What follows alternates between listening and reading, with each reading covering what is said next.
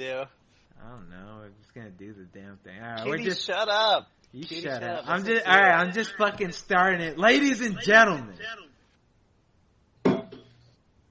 I heard an echo, but whatever. I'm just gonna... Beyond the Rift. Episode, Scar. Hit me with the episode right now. 20-something. Episode 20-something. Starring. Scar, you are looking magnificent today. Let me tell you something. Scar, what'd you do differently? You got a new shirt on? Yeah, dude. You do just something for with this your show. hair? Just for this show. Just for you.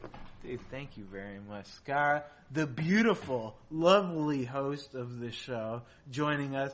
And I'm a Cutie Pie. I don't want to hear Scar's introduction. I'm a Cutie Pie, the world's renowned double lift shitter honor. This kid, and I quote, I shit on Cutie Pie every time I play against them. Go look at my last 2 games, dude. I want to see the look on Double Lift's face when I release that YouTube video, dude. But enough about me and enough about Skara.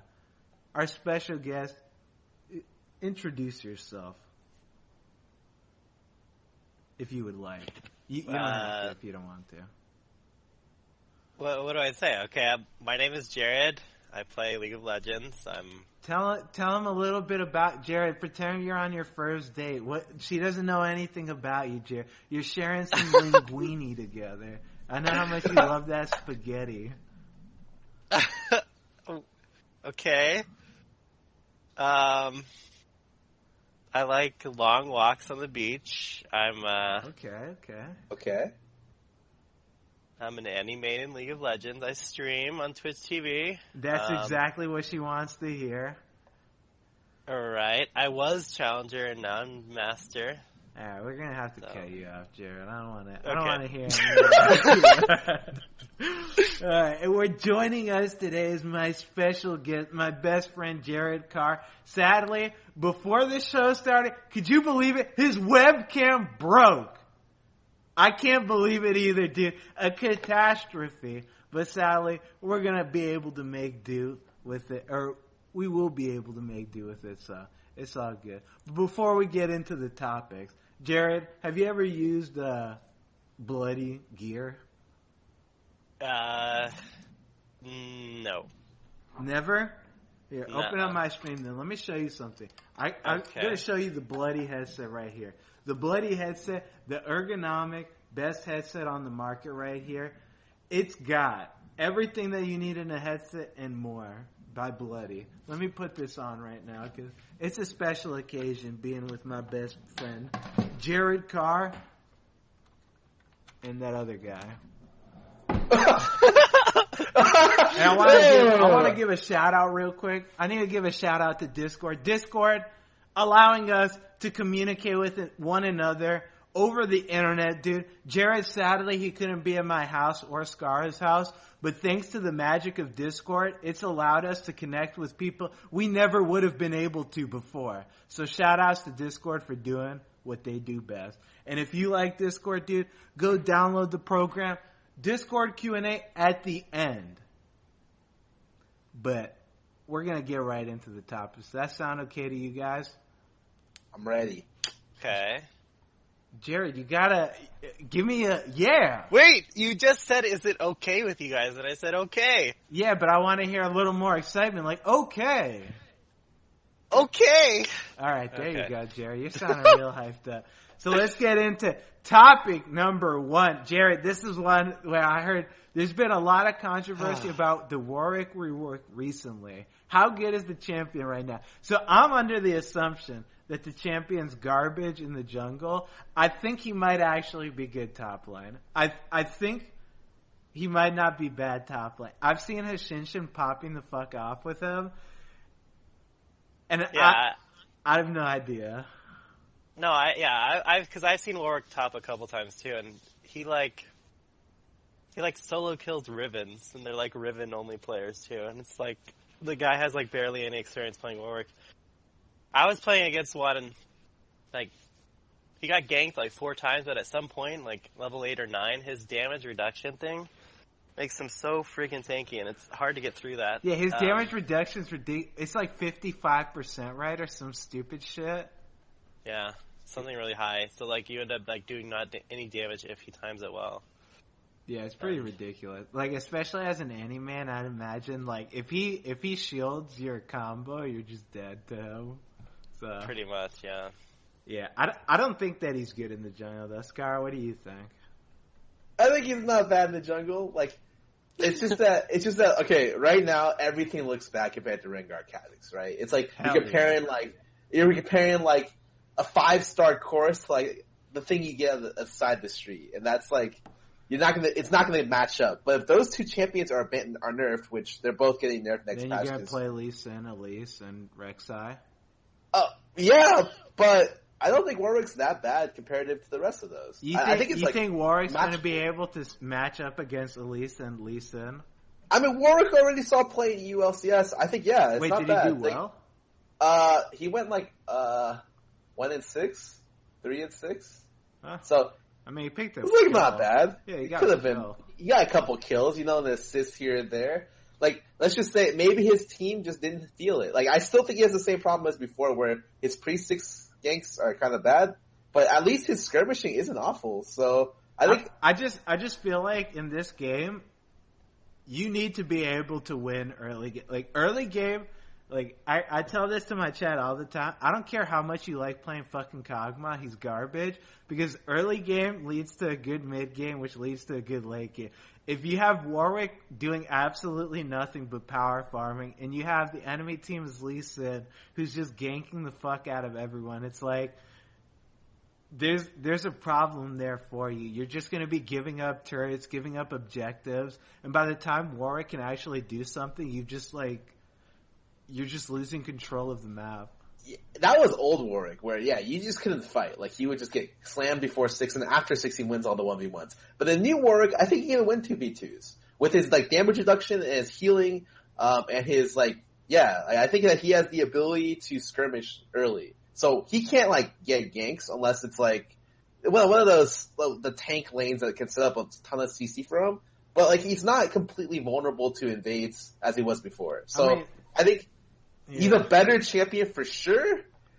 If he's super good, I know he's not Rengar Kha'Zix, but he may be like the level below that, or maybe like a level below that. He may be still in like the top 10 junglers.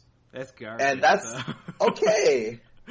I mean, top 10 junglers, dude. Like, how many like, there's so many more above him than, like, I don't know.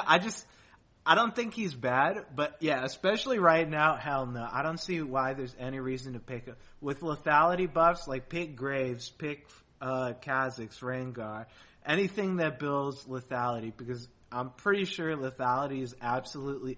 I'm going to tell you guys, I'm going to let you in on a little secret right now. Abuse lethality, it's going to get nerfed. Play anything that builds lethality mid lane, anything that builds lethality bottom lane, and anything that builds it in the jungle. Like, it is disgusting. So I just don't see where Warwick has a place in this kind of meta.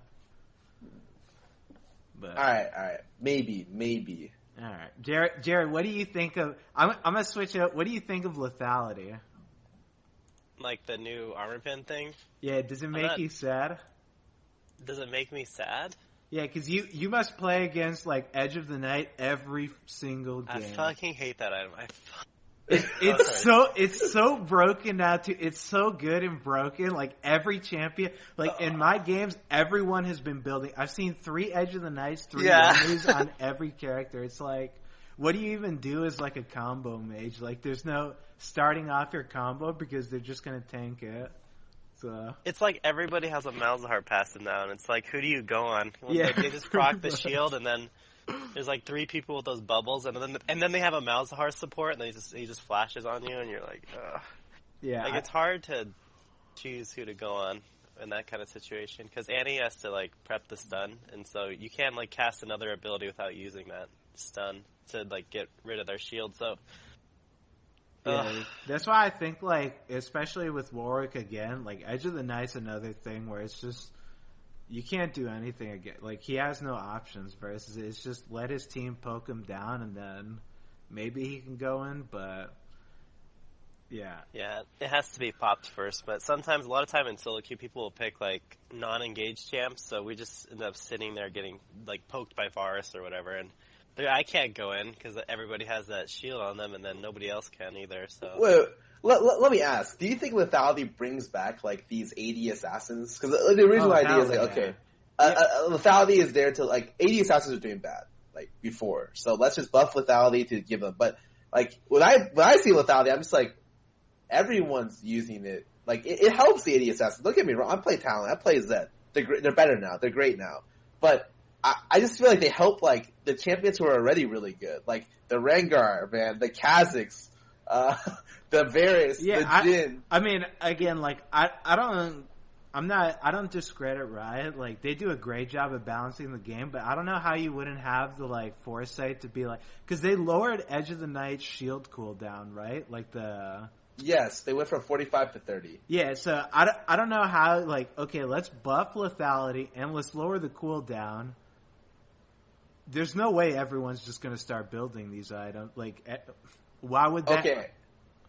Okay, so I've been to Riot, and a lot of their designers follow, like, a singular philosophy, because that's, like, what they were, like, taught from, like, the senior designer. And they're taught that, like, if there's a problem... They should try to fix it in one go. Like they don't have like the time people to make like constant incremental changes. Like, oh, let's test lethality at 45%. Let's test lethality at 52%. Oh, it's perfectly at 53.5 is the perfect balance state. You know, what they do instead is they just like swing for the fences. Like, let's solve this problem in one go. So they buff Duskblade, Edge of the Night, and lethality, and in the same patch, and like. Obviously, like, sometimes at least, like, really weird situations where I'm just like, why can't you just do this, like, try buffing just lethality and then buffing these items if it still sucked?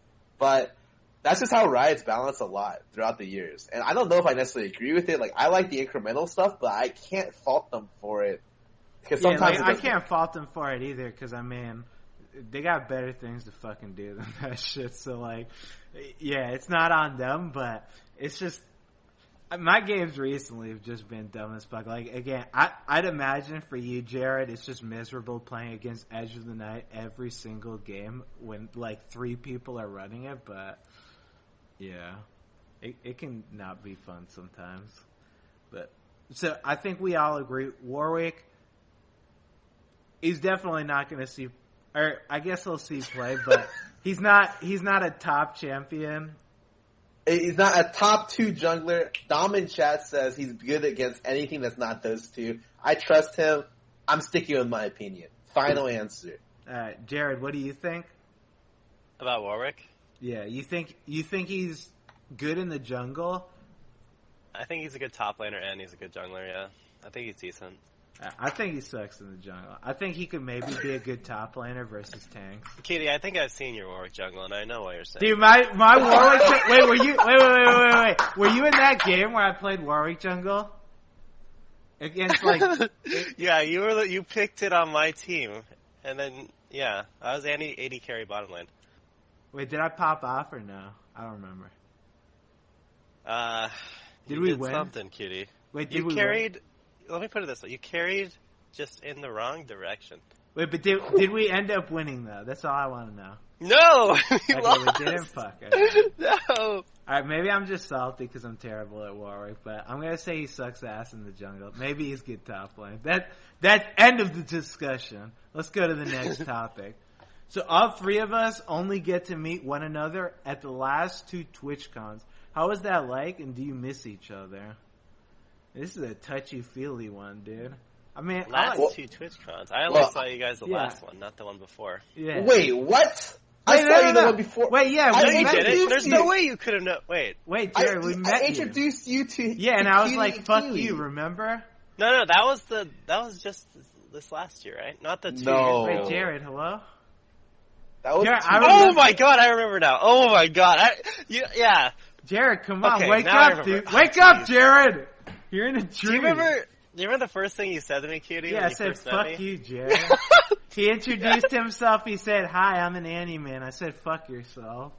Dude, Annie back then was like the worst shit to play against. I hated playing against any Annie players because that was like back when you'd play support Annie and you just 1v2 the lane and you just insta-kill the AD at 6. It was just... I don't want to think back on those days, dude. Those were rough times for me. But I don't know.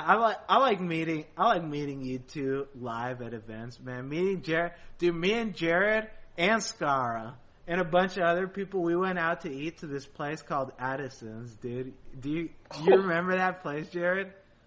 I remember. It was like $300 each person for like a 10-course meal or some shit. It was so good. I remember Jared didn't eat any of that shit. Oh, dude. no. Jared was like, "What is this garbage? They're giving me gourmet cheese. I want my Kraft singles, dude. Where's my cheddar cheese at?" They gave him a fucking piece of veal, dude. The finest veal and duck liver ever created. Gross. Yeah, Jared was like, "I want a fucking hamburger, dude. Give me some Mickey D's. I want a fucking..." Dude, Jared's a character, man. I love that guy. I love this guy right here, man. It's got... Yeah, I was...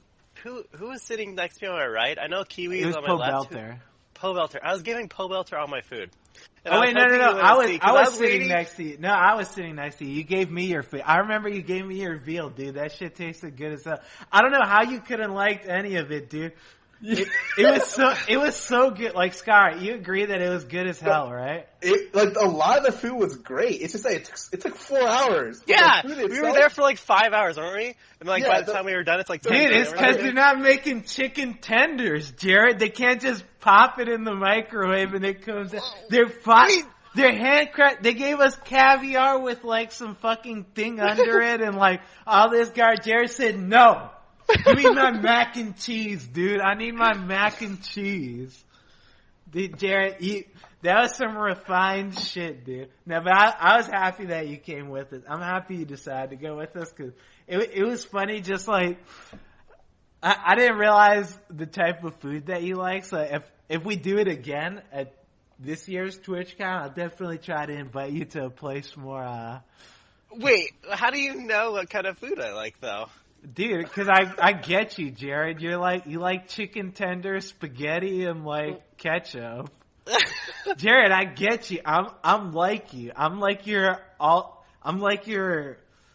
Wait, this is the perfect time for you to admit that you like pasta with ketchup. Yeah, I like pasta with ketchup, dude. There it is. Okay. All right. It's Wait, really? Yeah. No. When I first talked about this with Jared, and I was like, "That's the most disgusting shit. Who the hell would eat pasta with ketchup?" And then I was talking with Leisha because we went out to eat, and she was eating like a pasta dish, and she was like, "Wow, there's not enough sauce." And I was like, "I have some ketchup. I used to love eating this as a kid." And then that just like triggered in my mind, like, "Oh shit, wait, I forgot everything I told Jared was just like a lie." So like, Kitty, fuck what? you. Dude, come on, I couldn't help it, man. When I was talking to you about it, I was like, all I could think about was just, it sounds disgusting as hell, but no, pasta with ketchup's good. I also like, you guys ever have bananas with ketchup? Oh, God. You're a weirdo. No. Wait, you never had bananas? Come on, Jerry, you can't do this to me. You can't just... Jerry, come on, you can't. After I scratch your back with the pasta and ketchup. You didn't scratch my back. You made fun of me in front of everybody, and then when you realize, oh wait, I do end up liking this, you just probably DM me over Twitter or something. All right. Jared, don't want to admit it to anybody. Let me tell you something, Jared. Tomorrow, go get a banana and eat that banana with ketchup. It's gonna be mind blowing. You're gonna fucking love it, dude. I guarantee it. I guarantee that, but. For back on topic, dude. For meeting each other at TwitchCon. Scott, do you got anything to say about how nice it is to meet one another?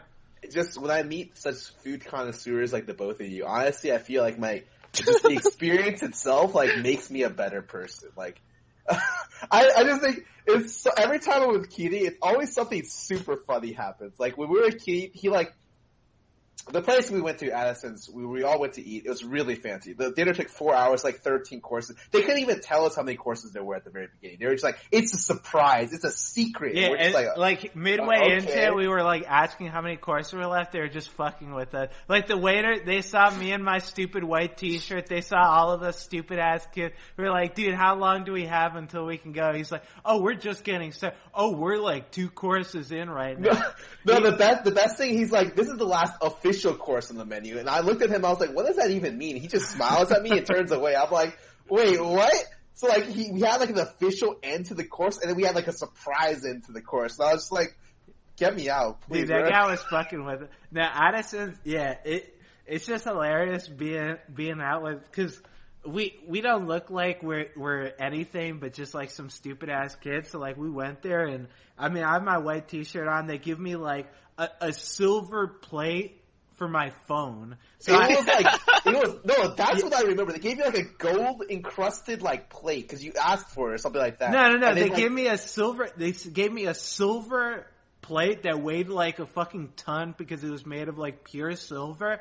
And he was like, may I put your phone on it? I had my Dignitas phone that I've had for like 5 years that was just broken down. It was missing like half the screen, dude. He picked it up with a glove because he didn't want to ruin it, and he put it in the plate for me. I was just laughing my ass off the whole time, dude. Like, this guy must think I'm a fucking joke. I fucking loved it, dude.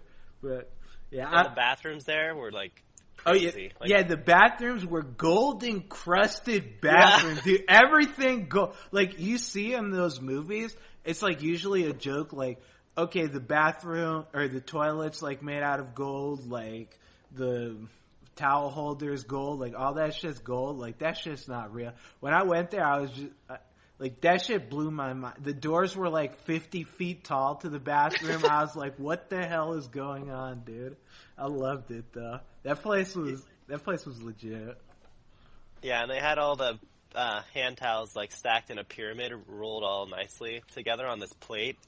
Like, just for a hand towel, like, just to wash your hands off for washing your hands. I thought that was just insane. Yeah, that place went above and beyond, dude. That was alright, man. So I'd say and it's funny. The funniest part was when we were like getting out to the place. So like Addison's was like, it takes like a full mile. We had to go through like this gate area, and we had to tell them what our business was, and the guy let us in. And we had to like drive through this area where like you could look down, and there's like this gigantic golf course. You could tell it's really, really rich there. And there's like these really nice houses on the top of these hills, and it's just like it was like whoa. By the time we got there, we were taking an Uber van, and you know, there's these personal servants that came out from the Addison's place to, you know, escort us in, and we're like all like crammed into this van, and we just kind of like pile out. It was just such a like. There's like 7 of us coming out of an Uber. Yeah. Yeah, they had like everyone, like they're all suited up with the gloves and shit. Like I said, they opened the door. They opened the door for me. And they were like, sir, please make your way inside. And then I was like, hey, I got some people in the van. It was like a fucking clown car, dude. You saw everyone just coming out of the car. He's like, are we done yet? Are we done yet? Is everyone gone now? Okay, everyone's gone. Let me close the door now. There's like 8 people in front of him after that. Dude, I love that shit, man. Cutie, your pants were falling off when we got into the restaurant. You know that, right? Yeah, I know, dude. Dude, I'm telling you, man, that experience, that was a once-in-a-lifetime experience. That was well worth the money, man. I love that shit. That was fun. Yeah, hopefully next TwitchCon can be just as good, but you guys got any other things? Nah, dude. I think we spent a lot of time on Addison's. I'm good. I remember it. It was great. All right, let's move on then. All right, Jared, this topic's towards you. A lot of people think the life of a one-trick player is kind of boring. How are they dead wrong, Jared? I mean, that sort of applies to you, too, when you were playing Lucian. Fuck you, Jared. Months ago. Just kidding. Okay, how are they dead wrong about being a one-trick player? Oh, okay. Why it doesn't get boring? Well, because you can do, like, well, for Annie, she's, like, a pretty, simple champion, so you can do a lot of different builds with her. That's usually what I do. I get bored of a certain way to build or play. I just change it up. Like, I've been trying Storm Raiders on Annie, and it has mixed success, honestly. It works sometimes, it doesn't work sometimes. But, I don't know. I think it just takes a certain type of personality to main one champion.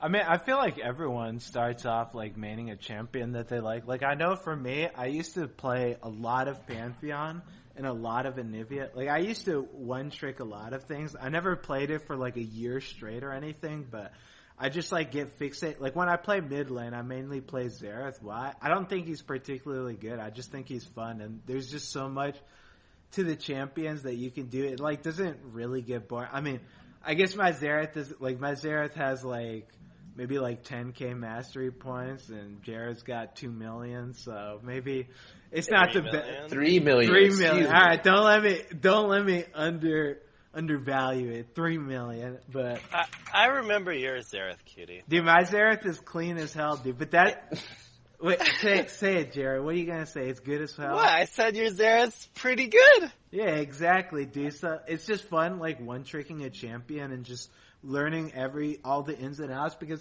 I don't know, sometimes you'll just play a bunch of different like I know for bot lane, I'll try playing a bunch of different champions. It'll just be like, these champions suck. I just want to play this champ. Like right now in this meta, I'm just like, I just want to play Varus and Jhin because they're broken as hell. Like, that's it.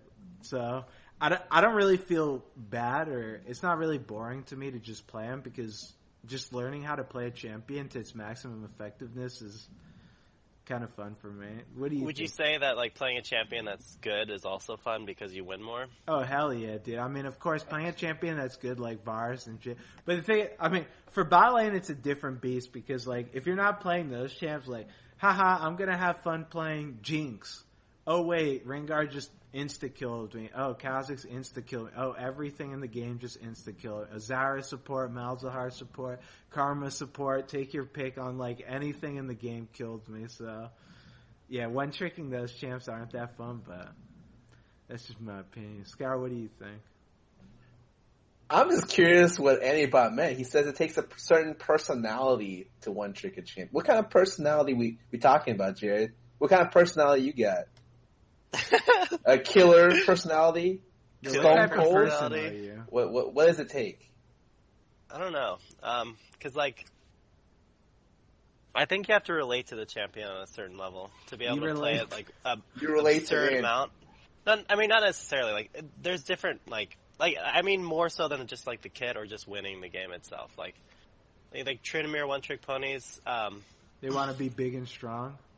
Maybe. I don't know. Little frail kids. That's probably right, dude. I've seen some Tryndameres that just never shut the hell up. I can see them being a little kid behind the screen. Oh my god, you killed me, dude. Fuck.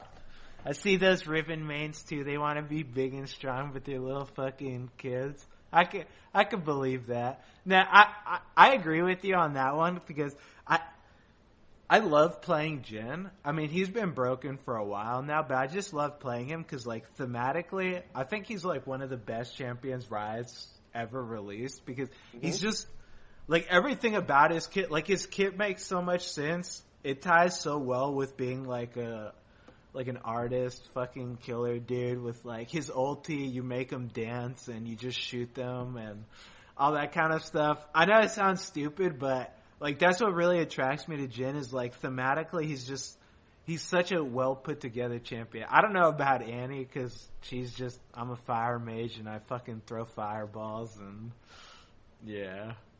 But I know what you mean with that one, Jared.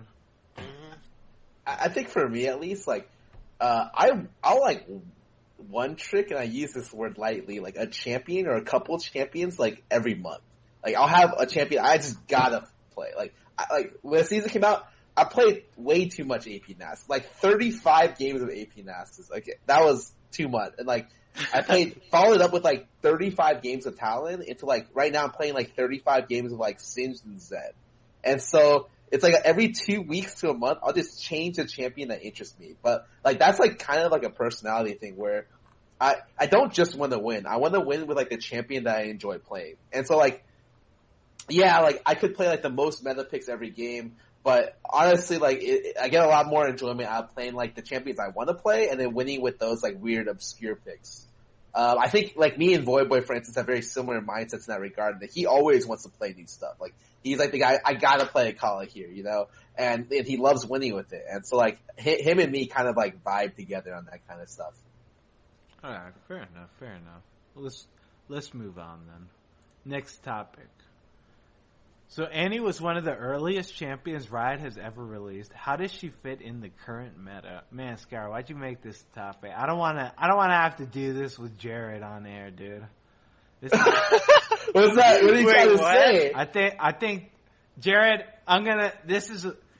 I remember your garbage ass Xerath, cutie. Alright, Jared, don't talk to me about my Xerath. Don't make me bring out the YouTube video where I just absolutely I have a decimate YouTube video beating your garbage Xerath too. Jared, I bet I got more YouTube videos of me smashing you on Xerath than you have of you smashing me. Because it's so frequent for me. Why bother uploading it, man?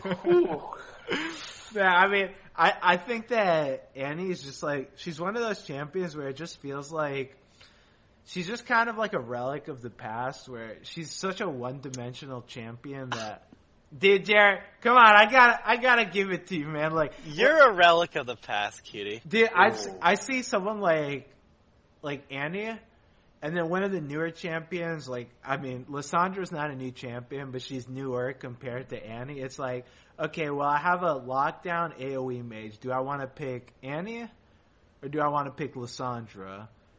I mean, I could see where maybe Annie might want to be picked, but I feel like Lissandra just does everything that Annie could do. Maybe I'm wrong. Like, I'm sure you guys know these matchups better than me, but I think you're wrong. I think Annie is kind of unique in that there's nobody else that can really flash engage as well as she can. She tends to be more reliable in that regard. Lissandra, for example, like her E is like visible. It's easy to see. And her combo isn't as ranged as Annie's is. Like, as long as Annie has flash, Lissandra, her combo is more easily avoided. Same. But I feel like... Can't she just flash ulti too? Yeah, but you only hit one target. Annie can hit multiple. I think you're using like a bad example. Like, because Lissandra's not really like a meta champion. Like, the reason why Lissandra fell out of play is the same reason why Annie like isn't super good. It's just that like Annie's lane itself is really bad against champions that outrange her. And like mid lane slowly approached to the point where like every champion has like insane range. Like we got Azir, we got Corki Poke, we got Victor Laser, we got Ori Poke, literally everything outranges Annie. And like the same thing with Lissandra. And so I don't think it's necessarily range. I think it's people with wave clear, because like Ryze and LeBlanc, they tend to be shorter ranged, but they're just wave clear is so ridiculous it's hard to push in on them or do anything, because by the time like they've done pushing the wave, you're still on the melee minions, and then they can harass you under your tower. Like, that crap is so annoying. Yeah, that makes sense. You don't really have any like realistic way of pushing, because if you use your abilities, you're just gonna get ran on and die probably. Yeah. And like, I don't expect to see Annie in any situation in terms of counter pick, except for like maybe very specific matchups. Like, for instance, if somehow Jared hits the North American LCS and he has to choose to play against someone's pocket pick, he would match up well against Froggen, because Annie versus Nivea has always been a good matchup for Annie.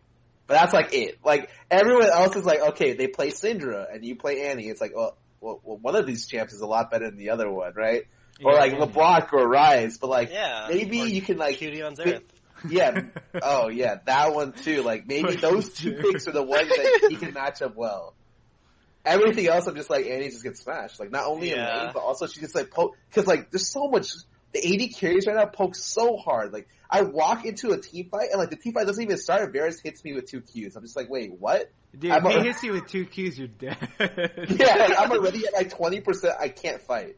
Yeah, I just feel like, I mean, obviously Lissandra isn't meta, but I feel like she just does a better job of like being able to engage the team fight, and she can land the AoE stuns, but I mean, how many AoE stuns realistically do you really get? So I feel like Syndra would be a better comparison to Annie, because she actually does have AoE stun, and she has also more higher single target burst as well as being ranged in a zone mage. Like she has so much over Annie. The only thing that Annie maybe has more over is the early game. Hey, she's got a shield. You're kind of tanky, right? Oh yeah, that too. That is true. Yeah, it's a pretty good thing. Yeah, I don't know. I love Annie. Jared, I wanted this to be an intervention. You gotta stop playing. Jared, I want to see you at top 10. Jared, stop playing Annie. Go play Vayne. Oh. Go play anything that you want, but no more Annie, dude. Why not Annie? You're saying Jared's Vayne is better than yours. That's what I'm hearing. Hell no. Well, I did solo kill him when he was on Lucian. Alright, Jared. You got lucky that one time that I disconnected and I wasn't paying attention. But I'm just saying, like, I feel like, I don't know. I just don't think Annie's that great. I mean, she is though. Wait, do you really think? I really think she is. Yeah, it's just me. Like sometimes I get really tilted, or wait, but like, you think you can compete versus like Syndra or Rises, LeBlancs? You think you can compete against like Cassiopeia, the like best major? I don't. Okay, so it's not necessarily about competing with them. I feel like my playstyle more revolves around being able to rotate, make the right rotations, and help other lanes. Yeah, but how do you push out against any of these champions? Like I don't. Wait. Like, I know. That's the answer I want to hear. Wait, what do you do then, Jared? Well, like, okay, so like when I was like super high in Challenger, like 900 LP, I think last year, my playstyle wasn't at all involved in like trying to wave clear and push it up the mid lane farm to the tower. You can never do that with Annie, because people always tend to just, like as Scar said, they outrange you, and it's hard for you to do anything against that. My kind of strategy was like taking Telly and getting CDR boots and just making plays on side lanes with wards, right? That's when I was doing with Zig. It made the games really easy because Zig could set up his lane for me by like freezing, and then there'd be a ward at the enemy try. I could just telly to it and get the kill and end up getting him really fed. I'll lose my tower at some point, but I already made like 4 or 5 plays somewhere else, and that's more valuable to my team than. Yeah, I feel like you can't really do that anymore since like first it's tower harder. bonus. Yeah, it's definitely harder. Yeah, I can see it. I mean, I guess, yeah, Annie, if you can just constantly roam on her. I don't know, man. If you say you think Annie's that good, man, I guess I'll believe you, because you played a couple more games of Annie than me. I mean, I just opened up Annie-Bot's match history real quick just to see how good it is. And let's just say, if we were to describe the match history like Christmas, he's missing a lot of green. There's like 12 lines of red in your that's messed up, dude. Come on. Well, I know. So that's what I'm saying. It's like usually like when you go on like those kind of losing streaks, it's more about your mental than it is about. Yeah, I know that feel, dude. Don't worry. I lost 500 points. I know all about that feel. All right, though. Let's move on then. Let's go to the next topic. How much competitive League of Legends do you guys actually watch right now? Is it more or less enjoyable for you than past years? So I guess I'll start off. I watch most of the matches when it's like when it's two NALCS 1 and NALCS 2. I'll usually just choose one match to watch instead of watching both of them at the same time, just because it's hard for me to like really focus on what's happening. And I mean, like there's always one match that's better than the other, so it's usually just watching that. But I don't know. It's not like I'm super into it, like, okay, I need to analyze all the gameplay, because honestly, this year's games have just been, I mean, they're not awful, obviously, but they've been pretty bad. Like, just a lot of what I've seen is just like, God, these teams suck dick now. And I mean, that's understandable, because like, a lot of them, they have fresh rosters, they need to ease into it a little more and like, learn how to play as a team, but yeah, there's only like a couple promising teams to watch right now, and for the most part, most of them are just terrible. And especially because for me, like, I want to watch bottom lane and like learn something from them, but almost all the ADCs suck dick in LCS right now, so it's just like, Yeah. Jesus. Yeah, I'm just being honest, man. Scar makes these slides. He gives me a question. I'm gonna give him an answer, dude. Like that's just the reality of it. So I'd say, like for this year, it's probably not been that enjoyable. I enjoyed watching last year. Like honestly, I enjoyed watching Doublelift. I thought he was a pretty good AD. Now that he's out of the LCS, like who am I gonna watch? Like I don't think anyone's that good. So that's just my opinion. I don't know. What do you guys think, though? Well, you want to go, Scara? No, dude, Jared, it's all you, man. Okay, well, I don't watch very much pro play that much. I usually just prefer to watch documentaries on gorillas at Twitch TV. I'm a cutie pie, but Fuck you. I mean, I do watch some of the games, I guess, and mostly it's I don't know. I don't recognize a lot of the players as much, I guess, anymore as what I used to, and like back in like season 3 or 4. Yeah, I don't recognize the players either. I feel like that's something that's super important too, is because like obviously you want to connect to the players or whatever. So you like, oh hey, I play against this guy. I'll check him out in his match or whatever. But a lot of the people, they like never play solo queue. I don't even know who the fuck they are, and it's just like. Why do I care about how he does? Like, it doesn't make a difference to me. I feel like I used to watch a lot more before, but now it's like, there's just so many names that I don't recognize, and I just don't feel as connected to the players, I guess, and it just gives me less of a reason to watch. I think for me, specifically, it's like, the game is so focused on early game, right?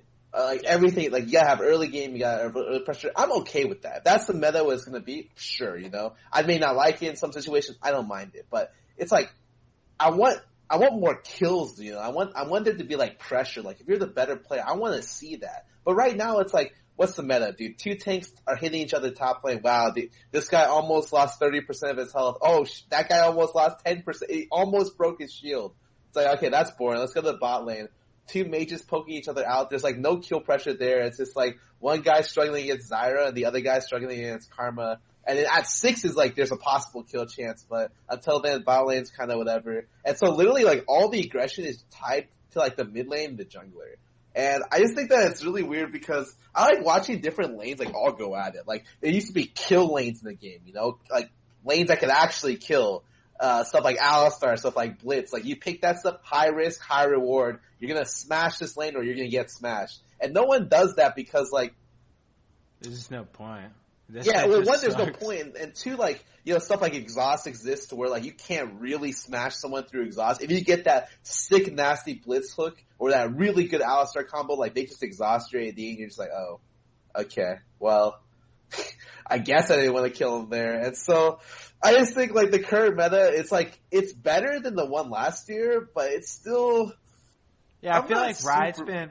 Because I remember when we played professionally, like Riot was always asking like, hey, how do we make like stuff happen in this game? Like, I remember before lane swapping, they were like, how do we kill lane swapping? How do we make it so teams actually fucking do something other than just lane swap all the time? And we just like... I remember they added like, okay, this is your suggestion. Let's put 1 million fucking resists on the turret so there's no way you can take them. And then everyone just lane swapped anyways, and you just took an eternity to kill the turret, and they were like, oh, whatever, dude, let's just take this shit off. It isn't doing anything. Like, I feel like this game's always had like a problem with like early aggression, because at first early aggression was super rewarded, but it was just so punishing. Like, you could never come back. Like, if you were behind, you just auto-lost the game. Like, if you were under-leveled by, like, 2 levels, you're never gonna win. Then they evened out the level curve, so, like, okay, levels don't mean anything. And, you know what, all this shit doesn't matter. And let's just make it so jungle scales with your level and against the enemy so you can stay even levels and all this stuff. It's just kind of moved towards, like, it's just team-oriented. I mean, I'm sure everyone's heard this, that League's more like of a team-oriented game now. That shit sucks. Like, I like watching, okay, this guy likes playing Renekton top lane, and he likes destroying his fucking lane opponent. That's cool, dude. But now it's like, why would you play Renekton when Maokai's just going to face take? Like, it doesn't matter if you smash him in lane. You just group up, and then what do you do versus Maokai? He's just going to face tank your entire team, so... Yeah. I don't know. As the years of competitive go on, it's just more and more team focused, and I don't give a shit about the teams. I want to watch a bot lane that just absolutely decimates the enemy bot lane every game, and not a bot lane that waits until level 6 and then shoots an Ash arrow. Oh, he didn't flash it. We killed them. Great. Okay, we got the lead now. Or our jungler ganked and he's dead now. Now we got the lead. Okay, so I don't know. That's just my opinion on it. So, you guys got anything else on that? I'm good. Nah, Jared? me too. Alright, fair enough then. Let's go on then. At the start of the season, both of you were competing on the ladder, trying to climb as close to rank 1 as you could. A month later, what happened? This is Scar. Scar put his face on this one too because he made the slide. Wait, I don't get to choose any Okay, of the so I'll pictures. start off on what happened. So right now, I've been trying to climb rank 1, guys. I'll be honest with you. Right now, I'm rank 6. I'm 876 points. Rank 5 is owned by Po Belter. He's 2 points ahead of me. If I play 2 games, I can be rank 4 above Double Lift. So I'd say I'm doing pretty good right now, like reasonably. I mean, I feel like I should have gotten rank 1 sooner, but that's my own fault. I'm definitely not playing up to my regular self, and I hope to do better. So, Jared, what do you think, though? I fucking hate you, Scara. Wait, what, dude? The people want to hear. Someone specifically requested this from me, and I was just like, you know what? The people want to hear what you guys gotta say. Jared, what do you like to say about this? I saw those tweets. I could pull them up when you were just like, PD, dude, I'm above you right now, dude. The better player's on top. I'm just gonna ask. So, like, what happened, dude? I don't know. It's just a question, Jared. Yeah, Jared. I'm just asking. Well, you didn't specify rank 1 of what tier. I got rank 1 of Master. Do you actually have rank 1 master? No. Right. Come on, Jared. You gotta do something better than that. I don't know. God, I was like 300 yesterday. Now I'm like at 50. I haven't won a game in like 2 days or something. Yeah, I know how that feels though. Solo queue sometimes can just be a crow miss. It's like, I don't know about you guys, how you feel about this season's solo queue, but I swear to God that Riot did something with the matchmaking where they didn't tell anyone, and it's just, like, some of the game quality is just, it's mind-bogglingly bad. Like, I don't normally get toxic. Yeah, I do. But, recently, I've been so toxic because some of the people that I'll get, like, a Plat 1, like, top laner that is autofilled to support. He's like, oh my God, it's Cutie Pie. I don't know what I'm doing, LOL. What do you want me to play? Can you try to play like Zyra or Malzahar? LOL, I'm going to try my first time Blitzcrank. Oh shit, I missed every hook and I fucking just fed my ass off. My bad, cutie. And it's just like, how I waited 30 minutes for this. Like, how is this the game that Riot decided was an evenly matched one? You know the game's gonna be hard as soon as you get to champ select and they say, "Oh my God, it's Cutie Pie." It's like as soon as they say that, you're like, if they say that for any of you guys, like, "Oh my God, is that the real anybody? Scara, is that you?" Whenever I get that, I'm just like, okay. That's a slash mute all. Yeah, that's a slash mute all immediately, dude. Like this, it's gonna be one of these games. Get ready, man. I don't know that. I feel like. I know that struggle that you're in, Antibot, because, again, I feel like something changed with the matchmaking. I don't know if you guys feel the same way, but... It's just like they didn't want people waiting that long, right? So before, like, we used to consistently get 30-minute queues. Actually, I remember playing, I was just like, oh, I guess I'm just going to be playing my queue game for, like, the entire stream. Because I just can't get up. Like, is it better to have a shorter queue time or a longer queue time for a better game? I mean, the problem right now is I'm waiting 30 minutes in queue for shit games no matter what, so it's like, yeah. Yeah, that's another thing. I noticed that I would try to queue at the same time you do, and I was at 300 LP. You would get people that were like Diamond 3 in your team, and I still want to get your game. I just can't why. fathom the matchmaking. Like, I'll look at my friends list. I'm like, okay, there's like a Master tier player, a Challenger tier player, and another Master player. I'm going to probably get in a game with them. I load into the game. I get fucking Dick Sucker 420 and loves to smoke weed on my team. It's like, how did these people get... Like, how do you have perfectly viable people that can be on my team, and then you give me this guy? Like, again, I don't know anything about the matchmaking that Riot does, so I can't claim to know like anything, but it just doesn't make any sense to me.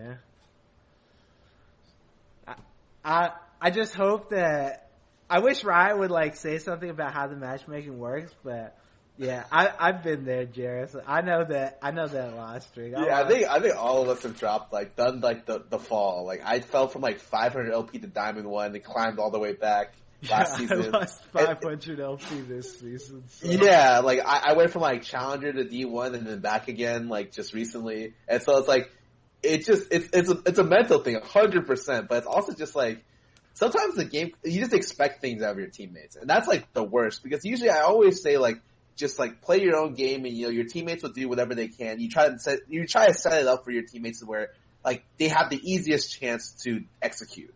But sometimes even then you're just why did they do that? What happened? I've never said the phrase "what happened" that fight more times than recently, within the last couple of months, where I'm just what happened there?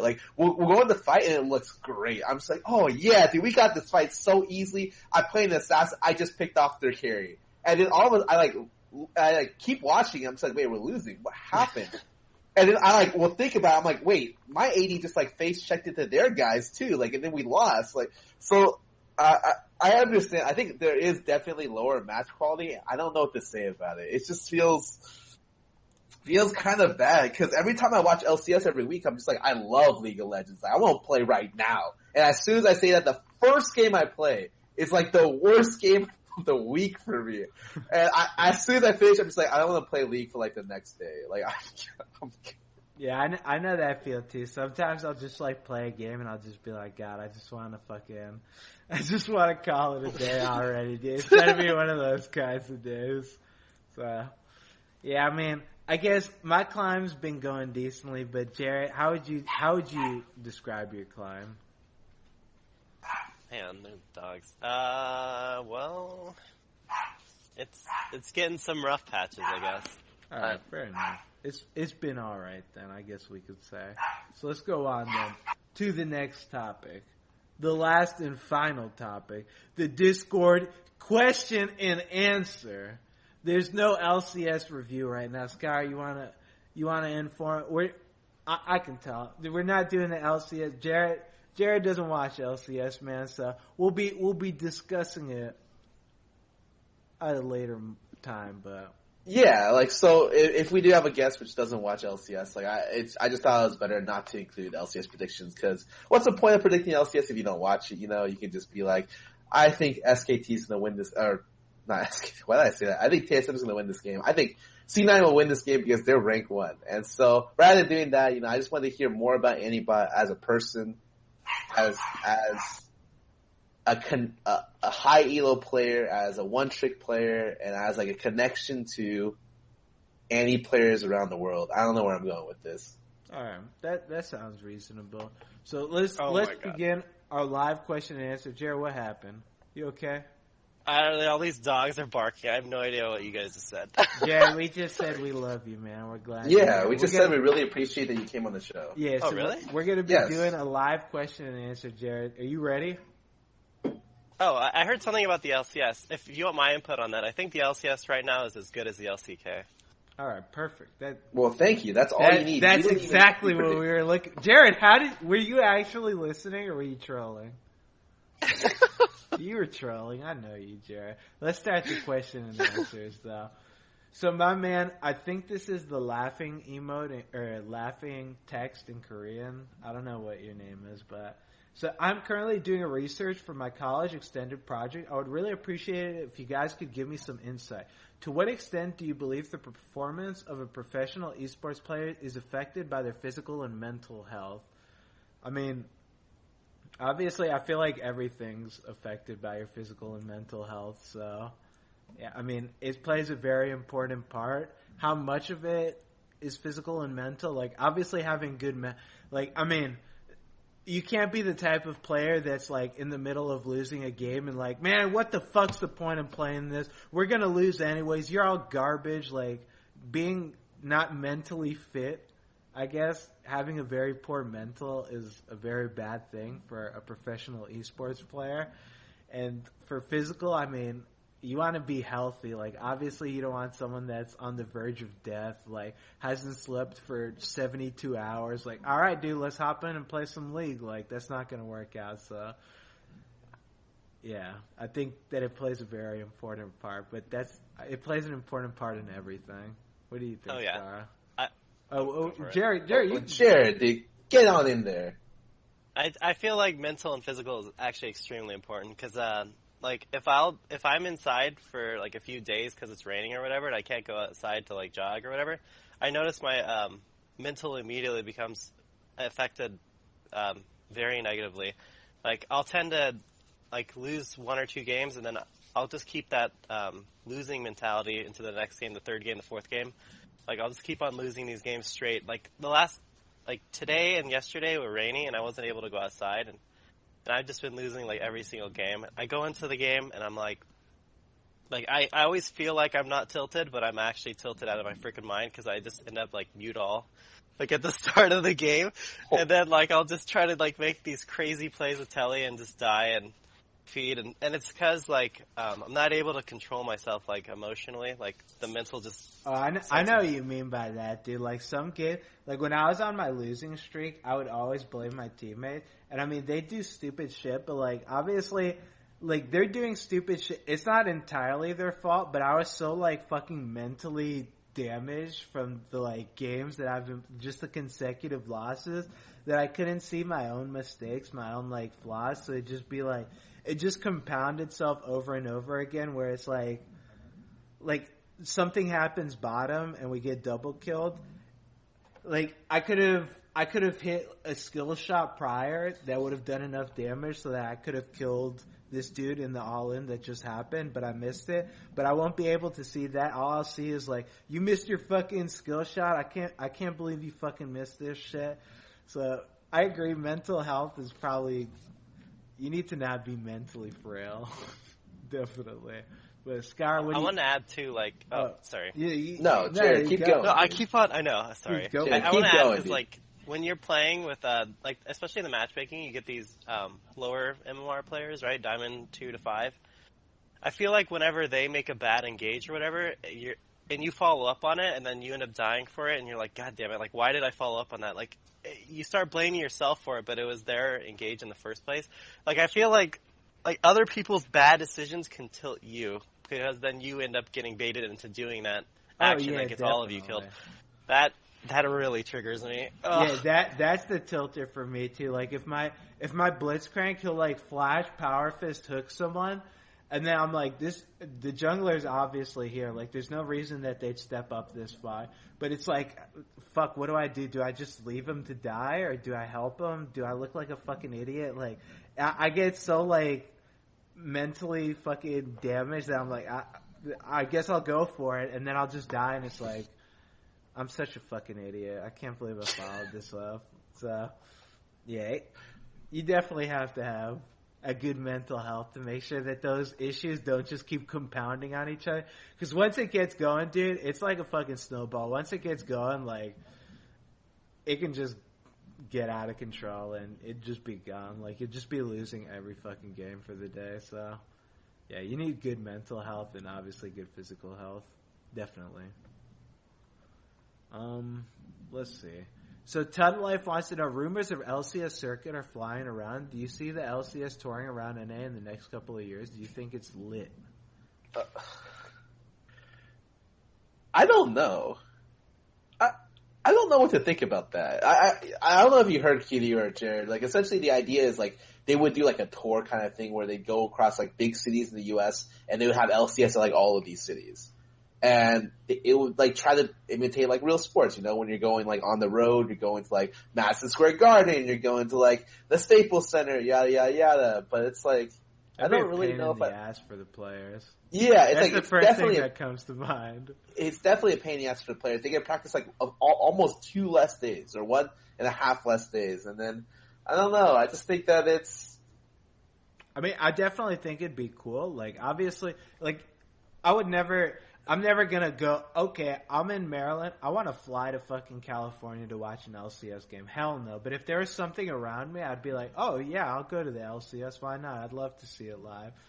Like, it would be great for spectators, but it would be a pain in the ass for the players. And you better, I don't know, man, you'd have to do a lot for the players to make that worth it for them, because the amount of travel, you'd have to be traveling. Do you know how it'd work? Would it be 2 seasons still, or just 1, or? No one knows, but I would just make the assumption that at the very least you're traveling every other week, right? Because this is like a full circuit. So, and that just sounds like I just worry, because Riot Production is like top of the top tier. But it's like, they have to worry about Riot Production in multiple different venues. Every single venue. It's like, oh my god. Like, I can't even imagine, like, the headache that's gonna cause. Like, if they mess up in, like, Chicago, and then they mess up in, like, they have to, like, redo the mess up for, like, New York, and then... I mean, I have faith in Riot Production. I on that end, I have no problems with it. It's just, like, from the player's perspective, like, I know if I was playing on this shit, I'd be like, man, fuck this. I don't want to have to travel every other week, go on a plane, fly to, like, some random place, play some stupid ass games, and then go on another plane, go over here and play some. It'd just be, I don't know, dude. That's just too much. I think it'd be great. It would make, like, it would definitely be awesome for, like, fans. Like, I would love it if that happened. But I would never want that to happen to the players. So. What about you, Jared? What do you think?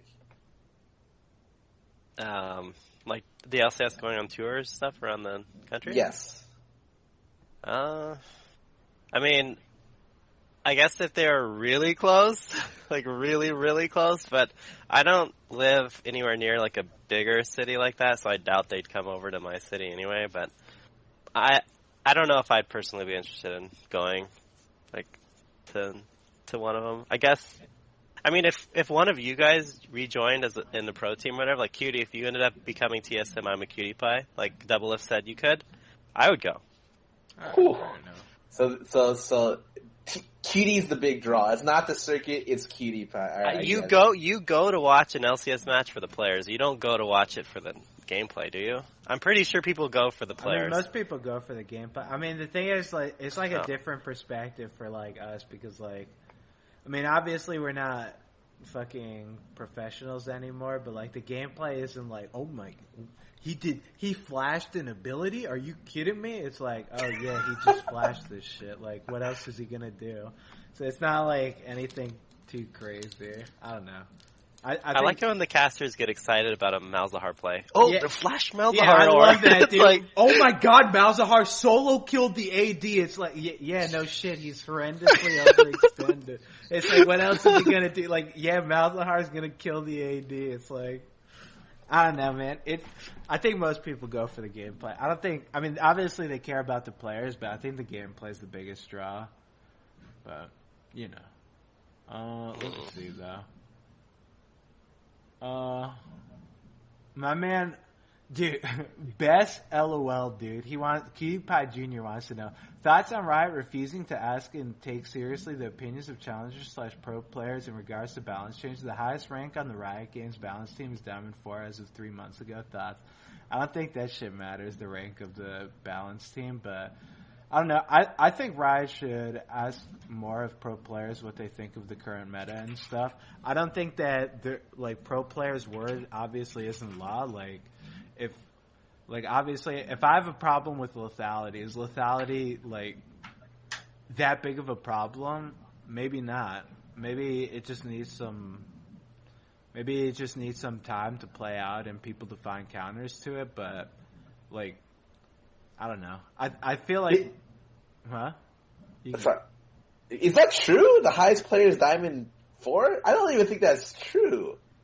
Like, I mean, who do they have on the balance team? It's like Nick, it's like a lot of the old players, like Nick Wu, Robert X. Lee. I think Daydreaming Miles is still on there. They have like a lot of people I kind of know from ranked. Like, I think that the highest is not Diamond 4, but maybe I'm wrong. Like, I don't know. Now I don't think about it, I haven't played against like a Riot person in forever. I remember when I first played the game, when I played ranked, I'd play against like that Riot Tryndamere dude who only played Tryndamere. I forget the name of him, but it was like some Riot balance dude who was a Tryndamere one trick. I don't know what the highest ranked Rioter is, but I mean, I don't think like that it's no. It is Diamond 4 is the highest for them, but they have a playtest team that's a lot higher. Like they go all the way up to Masters. So I think it's fine if balance designers and balancers are like lower whatever, if they work together with the playtest team. Do they work together with the playtest team? Well, I have no idea. You have to ask them that. But I don't think it's an issue if the balance if the person that's balancing the game is like gold, who cares? Like he could have a good idea, and then the tweaking the edge numbers will help working together at the playtest team. Yeah, like Jared, what do you think? Because they've asked you what your opinions are of like Annie, right? Yeah, that was when they were removing DFG. They were like, "Does Annie need a buff or not?" And I was like, "No." Like at that time, Annie was really good because there wasn't any delay to the flash ulti, so like you can always get a pick if you needed it. Yeah. And that's why it was like, well, DFG only just made it like more obnoxious, I'd say. So they have asked me about that. I think also when they were doing the rework, they just wanted my like thoughts and stuff, and like they wanted me to give feedback on Tibbers AI. Like I just tell them like what felt clunky about it, or what was wrong with it, and then I'd tell the guy that was coding it, and he'd change it for me. In terms of like balancing overall in terms of the game, I think they do a pretty good job. I think just for right now, the meta for right now is I hate all the MR items. I hate how everybody builds. Yeah, I MR. think defensive items are way too they're way too efficient and way too cheap. Like, you shouldn't be able to buy 720 Negatron cloak and literally negate, like, almost every champion's, but, like, there's just no point in kill them, because they can just face tank you, so... Like, I hate it when you're the only AP on a team. You have 4 heavy physical damage people, and everybody in the enemy team still gets, like, 80 MR each, because those items are so efficient. Like, they give so much, they just happen to give a bunch of MR on top of it. Like, I feel like it just makes it harder. Yeah, I mean, Riot's idea on the lines of that is that they have to make defensive itemization stronger than offensive itemization, or else the snowball is too good. Because, like, if you get a lead, you're snowballing, what are you going to buy? More damage, you know? And then if you're behind and your defensive itemization is worse than their offensive itemization in terms of gold efficiency, you're never going to be able to catch back up. You're just going to get, like, 0-20, right? But I do think that it's still probably too strong. Like, I don't know. When I play against, like, a Negatron, the fact that it can build off a null makes it so that you don't have to, you can, like, actually just buy a null and then buy a Negatron and just sit on it. And I'm not a huge fan of that, but I think at the moment I think there's a lot of more problems in the game. Edge of the Night, like, maybe, like, some of the lethality stuff being, like, higher priority, but definitely think Negatron Cloak should be looked at in the future for, nerfs or stat adjustments. Yeah, I don't know. I mean, I feel like Riot, I don't know why they'd be afraid to ask challengers, because I know if they send me an email, Cutie, what do you think the problems are of the game? I'd just write back to them. You would not respond. I'd respond. I'd have no problems responding. But I'd be so okay with responding to that. I'd have no problems, because it'd just be like, oh, they actually give a shit what my opinion is. Like, okay, this is my problems with the game right now. Like, I think there's a ton of problems. I think that defensive items are too good. Lethality is way too fucking good.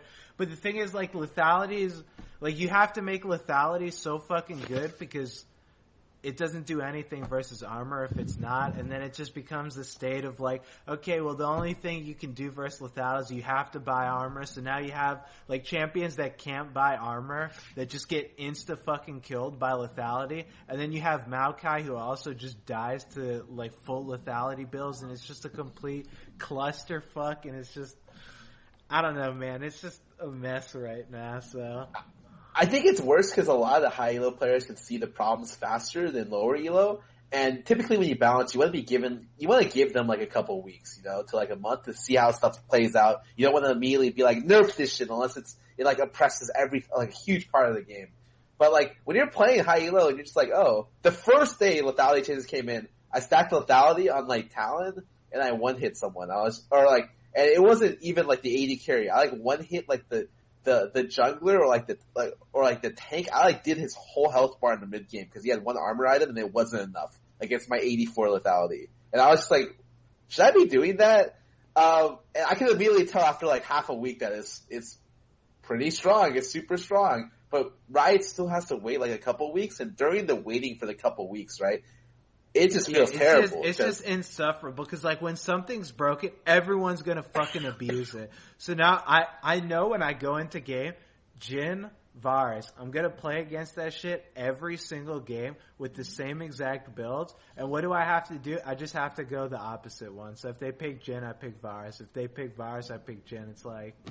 Yeah, and it's like even worse for stuff that like they don't catch immediately. So like Rengar, Camille, and LeBlanc are really good examples of champions that like they've been in the game for like a long time, more than a month, right? And then when you're like playing, you're just like, please, I don't want to keep banning these champions. Like, please nerf them. Like, I don't want my like entire like jungle role or entire top lane role or mid lane role to be defined by these 3 champions being disgustingly broken. But they are, so it's just like, it feels really frustrating to play sometimes because you're just like, we have bans, but like, actually we have half the bans because these 3 champs are too good.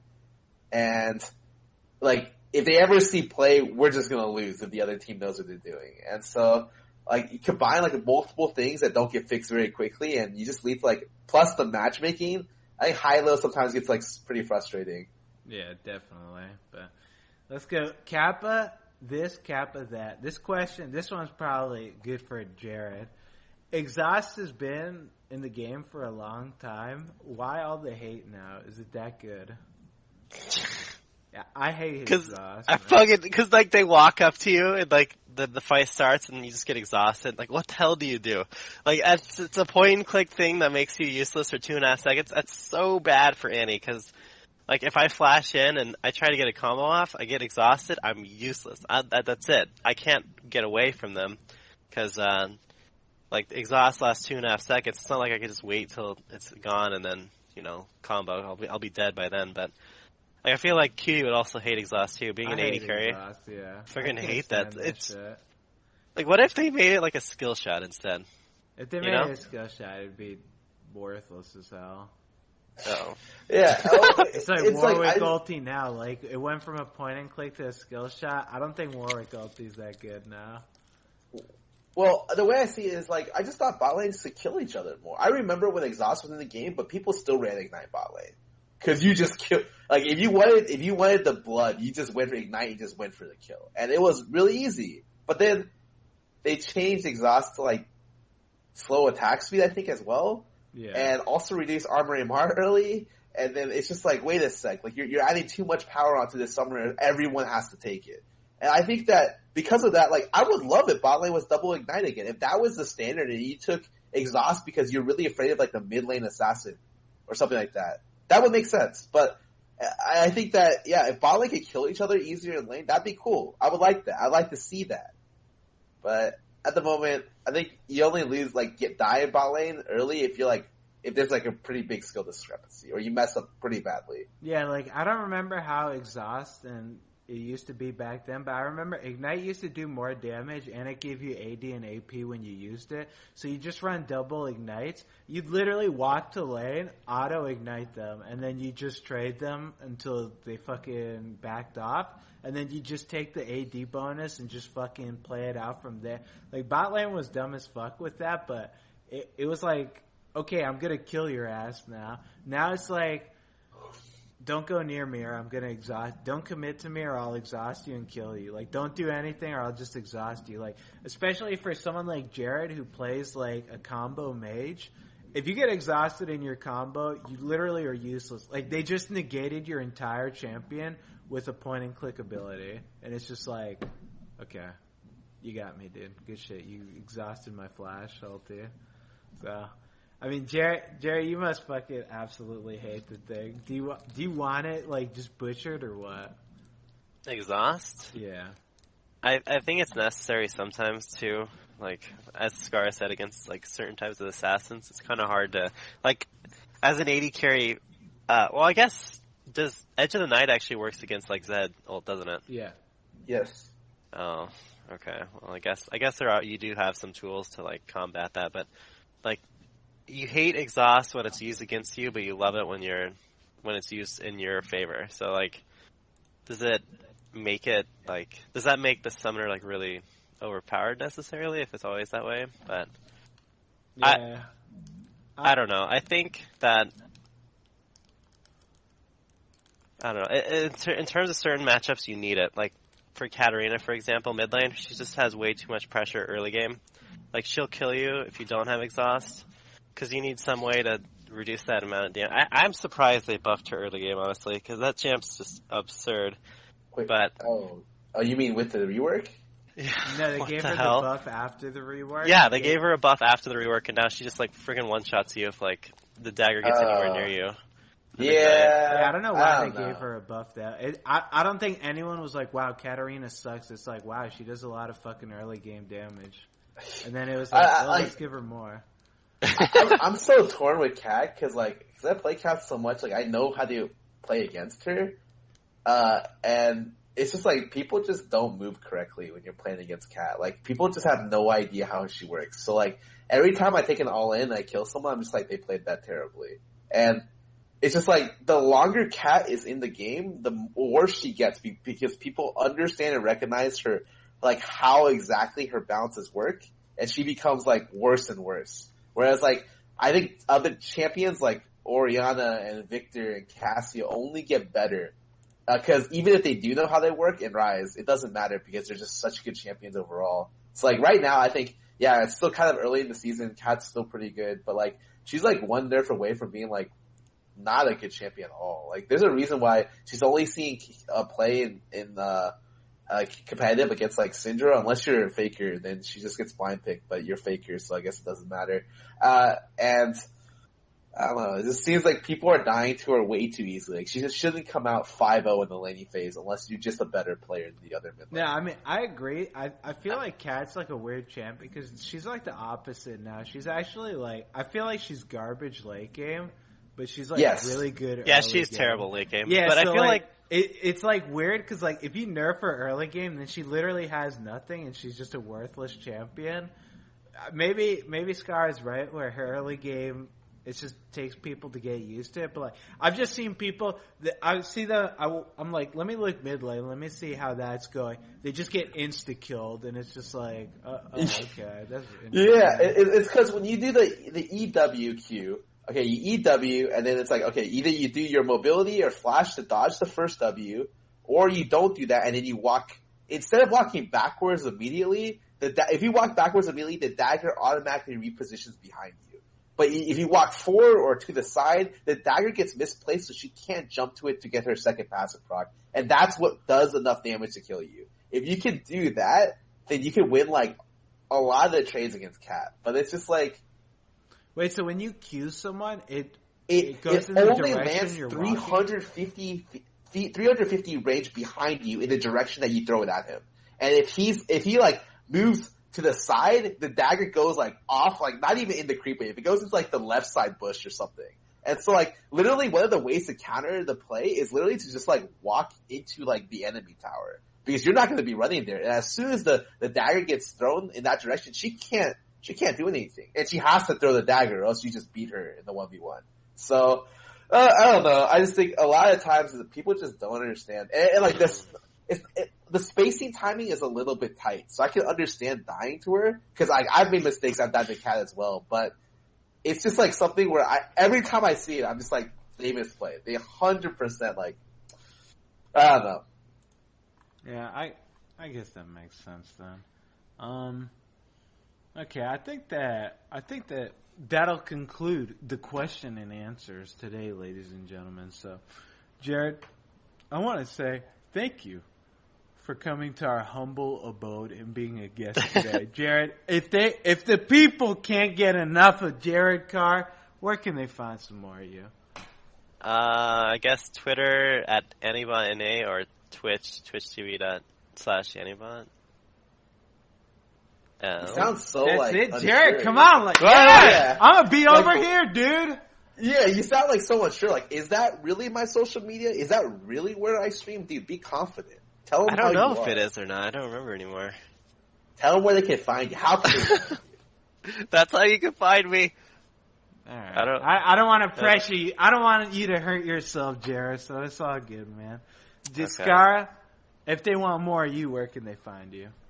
They can find me on Twitter _Skara, and I'll be streaming right after this in like a couple minutes. So you can find me on twitch.tv/Skara as well. And if you want to find me, you're already here. Give me a follow, dude.